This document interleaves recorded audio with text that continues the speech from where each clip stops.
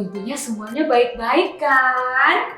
Iya, bener Kakak Prika. Adik-adik semuanya udah pada cantik-cantik dan ganteng-ganteng. Udah pada ready buat beribadah ya Kakak Prika ya. Iya, bener banget. Semuanya sudah berpakaian rapi dan sopan Kakak Prima. Kakak Prima itu happy banget kalau lihat begini Kakak Prika. Bener banget, aku juga. Nah, Kakak Prima, minggu ini kita akan masih belajar tentang keramahan. Keramahan tentang apa tuh Kakak Prika? Jadi tema kita minggu ini adalah tentang keramahan dalam berfellowship. Contohnya gimana itu Kakak Prika? Contohnya adalah misalkan seperti saat ini kita beribadah secara online. Adik-adik boleh menanyakan kabar kepada teman-temannya. Tanyakan apa kabar kamu? Kamu baik-baik kan? Seperti itu Kakak Prima. Oh gitu. Berarti pada saat kita ibadah online seperti lewat Zoom, mungkin ya Kakak Prika ya, kita saling tanya kabar kepada teman-teman kita. Begitu Kakak Prika? Bener banget. Itu sepertinya adik-adik di rumah udah pada siap banget Kakak Prima untuk beribadah. Iya betul Kakak Prima. Kita mulai aja yuk Kakak Prima ibadah kita hari ini. Kita mulai aja ibadah kita hari ini. Tapi sebelum itu kita bacakan dulu tata tertib ibadah kita hari ini. Pertama, adik-adik sebelum ibadah harus mandi dulu ya. Yang kedua, berpakaian rapi dan sopan. Yang ketiga, selama beribadah tidak boleh menggunakan handphone.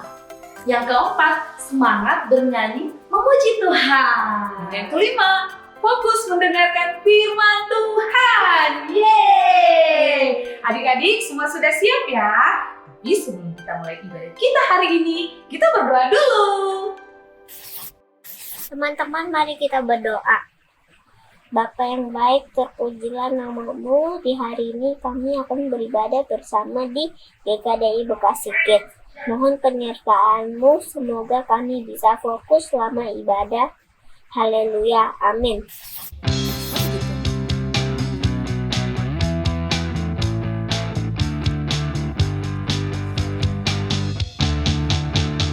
Dengar dia panggil nama saya, dengar dia panggil namamu, dengar dia panggil nama saya, juga dia panggil namamu, dengar dia panggil nama saya, dengar dia panggil namamu, dengar dia panggil nama saya, juga dia panggil namamu.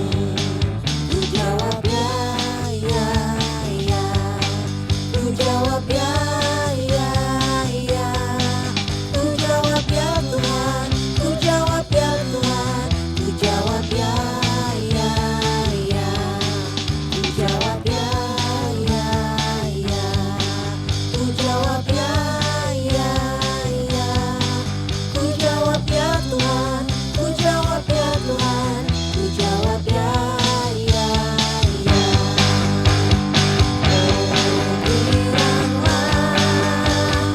Oh bilanglah, Tuhan Yesus amat cinta pada saya. Oh bilanglah,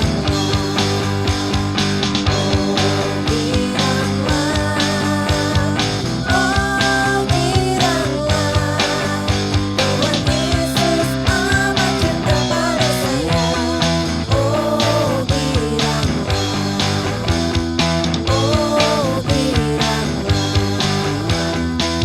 oh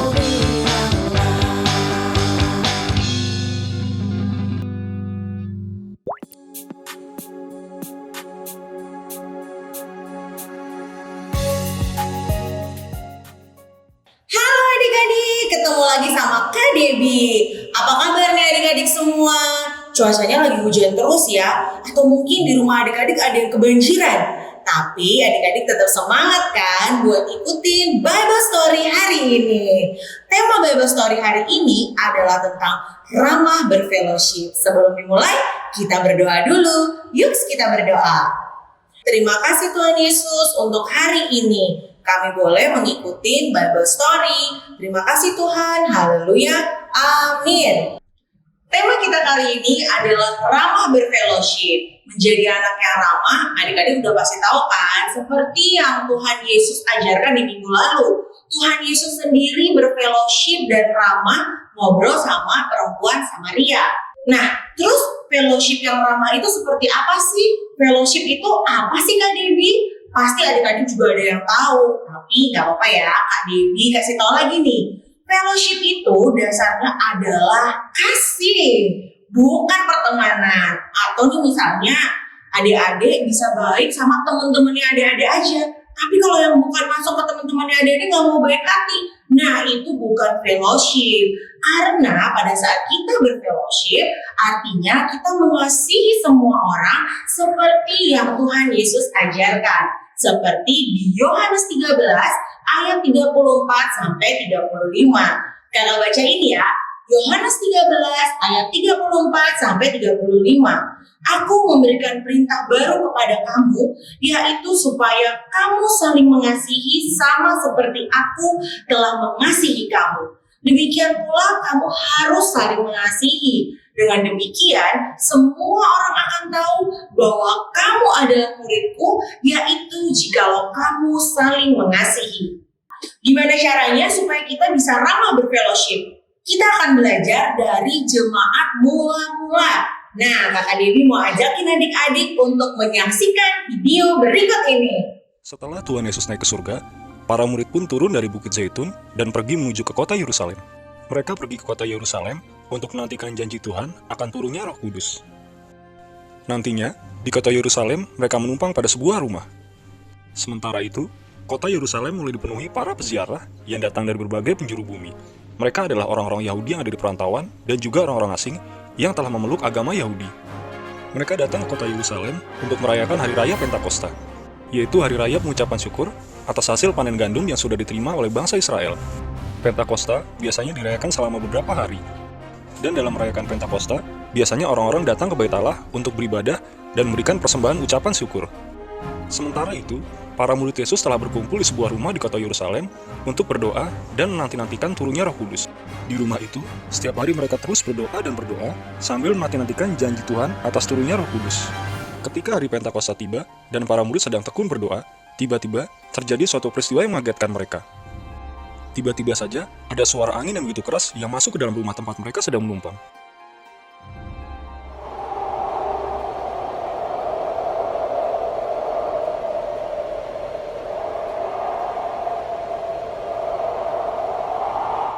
Suara angin kencang itu tidak hanya mengagetkan para murid, tetapi juga para peziarah dan orang-orang Yerusalem yang saat itu sedang berada di sekitar rumah tempat para murid berkumpul.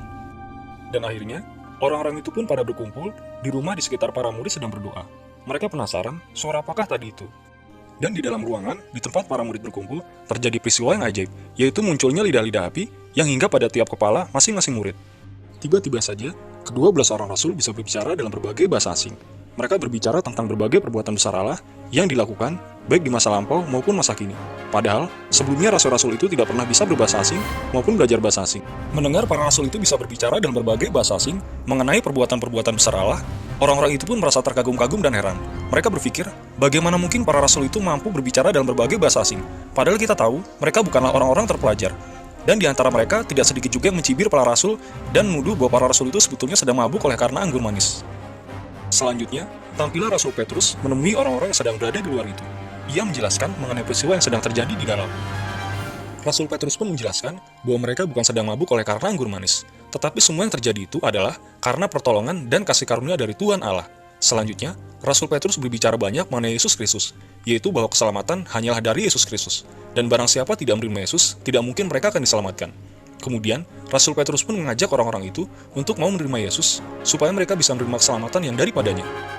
Setelah mendengar khotbah Petrus itu, banyak dari antara mereka yang menjadi percaya kepada Yesus, dan akhirnya mau menjadi pengikut Yesus dan berikan diri mereka untuk dibaptis. Jumlah mereka yang menerima Yesus pada hari itu kira-kira ada kurang lebih 3.000 orang. Mereka inilah yang nantinya disebut sebagai jemaat mula-mula. Setiap hari, mereka selalu tekun untuk berkumpul, untuk berdoa, dan mencam-camkan roti. Jemaat mula-mula hidup di dalam kasih dan sikap saling mengasihi. Bahkan mereka sangat suka berbagi kepada sesama mereka yang membutuhkan. Bahkan mereka rela menjual harta benda milik mereka. Ada yang rela menjual rumahnya, ada juga yang rela menjual keledainya, ada yang rela menjual ladangnya, atau lembu sapinya. Lalu, uang hasil penjualan itu mereka bawa ke kota, ke tempat di mana mereka biasa berkumpul. Setelah mereka sampai di tempat di mana mereka berkumpul di kota, akhirnya mereka pun segera menemui para rasul dan para jemaat yang sudah ada. Kemudian, mereka pun membawa uang hasil penjualan itu dan meletakkannya di depan kaki para rasul. Selanjutnya, uang hasil penjualan itu mereka bagikan kepada para jemaat yang membutuhkan sesuai dengan keperluannya. Nah, kebayangkan gimana mereka yang dari negara yang berbeda, latar belakang yang berbeda, pasti sulit sekali untuk bisa fellowship satu sama lain. Kayak kita nih, ada yang dari Indonesia, ada yang dari Amerika, ada yang dari Jawa, ada yang dari Batak. Susah banget buat berfellowship, karena bahasanya aja udah beda-beda. Ada yang bilang apa kabarnya, ada yang bilang how are you, atau piye kabare, abang kareba. Bingung banget kan mau berfellowship, tapi adik-adik hebatnya nih, karena mereka semua bersatu, bekerja sama, mereka mau akur loh, mereka mau rukun dan gak ada yang berantem. Bahkan dibilang mereka tuh bertekun dalam pengajaran, mereka tulus dan mereka bergembira saling berbagi. Kita bisa contoh nih adik-adik dari jemaat mula-mula. Kita mau ramah saat berfellowship karena kita dipersatukan oleh Tuhan Yesus. Kita mau menyapa teman-teman kita walaupun berbeda umur, walaupun berbeda hobi, mainannya berbeda, tapi kita mau menyapa mereka, kita mau mengasihi mereka, kita mau berfellowship dengan mereka. Itu semua karena dipersatukan oleh Tuhan Yesus. Kita mau jadi adik-adik yang bertekun dalam pengajaran, di ibadah online, di Zoom, dan kita mau bergembira karena kita mau tulus berfellowship seperti jemaat mula-mula. Nah, sekarang waktunya Kak Debbie untuk kasih tahu adik-adik di rumah ayat hafalan ya. Sekarang adik-adik catat dulu ayat hafalannya di Yakobus 3 ayat 17. Di Yakobus 3 ayat 17. Kak Debbie bacain ya. Yakobus 3 ayat 17.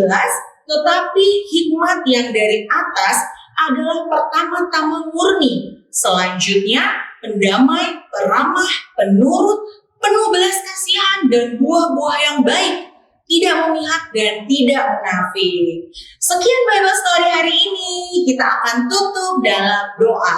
Kita berdoa ya.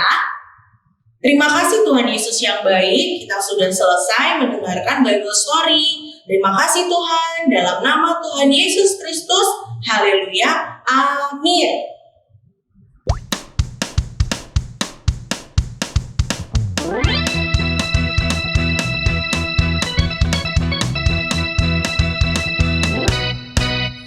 Bapak Abraham mempunyai banyak sekali anak-anak. Aku anaknya dan kau juga. Mari puji Tuhan, tangan kanan. Bapak Abraham mempunyai banyak sekali anak-anak. Aku anaknya dan kau juga. Mari puji Tuhan, tangan kanan, tangan kiri. Bapak Abraham mempunyai banyak sekali anak-anak. Aku anaknya dan kau juga. Mari puji Tuhan, tangan kanan, tangan kiri, kaki kanan. Bapak Abraham mempunyai banyak sekali anak-anak. Aku anaknya dan kau juga.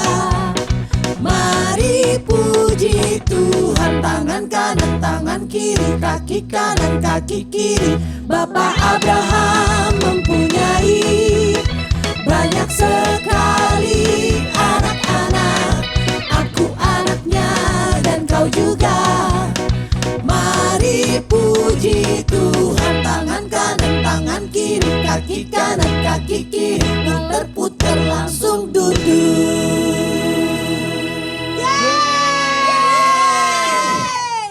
Kembali lagi sama Kak Debbie. Sekarang waktunya Kak Debbie kasih tahu aktivitas hari ini. Untuk kelas besar dan kelas kecil, aktivitas kali ini adalah adik-adik waktunya mempraktekkan Bible Story hari ini. Apa itu? Nah, adik-adik harus belajar dan menunjukkan kelemahan adik-adik pada saat berfellowship di hari Sabtu pada saat kita berkumpul di Zoom. Jangan lupa ya, adik-adik coba praktekkan dan coba memulai untuk Rama berfellowship di hari Sabtu pada saat kita Zoom bersama-sama. Waktunya Kakak Debbie pamit, sampai ketemu lagi minggu depan. Bye! Dan mari kita bersatu dalam doa. Ya Tuhan, kami sangat bersyukur bisa beribadah bersama di GKDI Bekasi Kids. Kami belajar tentang Rama ketika berfellowship. Kiranya kami dapat selalu menyenangkan hati-Mu. Ini doa kami, haleluya, amin. Adik-adik, ibadah kita telah selesai. Sampai jumpa minggu depan ya. Tapi jangan lupa untuk ajak teman-teman adik-adik untuk bisa beribadah secara online. Oke? Aku Kakak Puri Ike. Aku Kakak Primai. Dadah!